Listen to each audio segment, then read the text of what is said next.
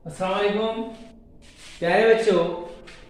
मश्क 3.1 में सवाल दिया हुआ है। सवाल नंबर 2, अगर हिसाबी तसाउत का पहला रुकन ए और मुश्तरिक फर्क डी हो तो अब हिसाबी तसाउत मालूम कीजिए। जिसमें ए बराबर, पहला सवाल है ए बराबर 10 और डी बराबर 5। सवाल आपको 2 नंबर के लिए या 1 नंबर के लिए आपको पूछेंगे। 5 अगर आपको पूछेंगे कि 5 रुकन मालूम कीजिए हिसाबी तसाउत के, तो आपको 2 नंबर के लिए अगर आपको कोई 2 रुकन या 1 रुकन मालूम करने के लिए बोलता है तो 1 नंबर के लिए सवाल आपको एग्जाम के अंदर पूछेगा।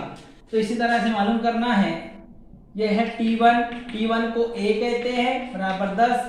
T2 मालूम करना है तो T1 जमा D, T1 यानी 10 जमा D यानी 5 बराबर हो जाएंगे 15। T1 जमा D। इसी तरह T3 मालूम करना है तो T3 मालूम करने के लिए T3 बराबर T2 जमा D, T2 यानी 15 मालूम हो, 15 जमा 5 D 5 है बराबर 20।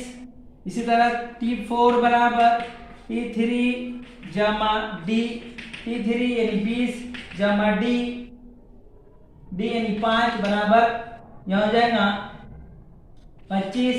इसी तरह 15 20 25 30 इसी तरह से आते रहेगा तो हिसाबी तसाउत हो जाएगा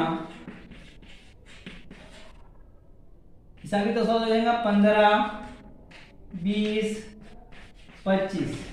तो इसी तरह से आगे भी अगर आगे है कि आप जितने भी रुकन आपको मालूम करना है आप मालूम कर सकते हैं इसी तरीके से।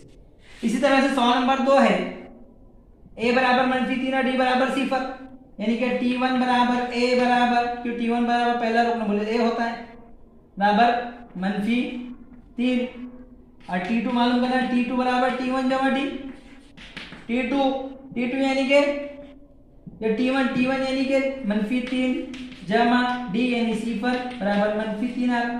T3 बराबर T2 जमा D, T2 यानी कि -3 ये जमा 0 बराबर -3। इसी तरह T4 बराबर T3 जमा D बराबर -3 जमा 0 बराबर -3।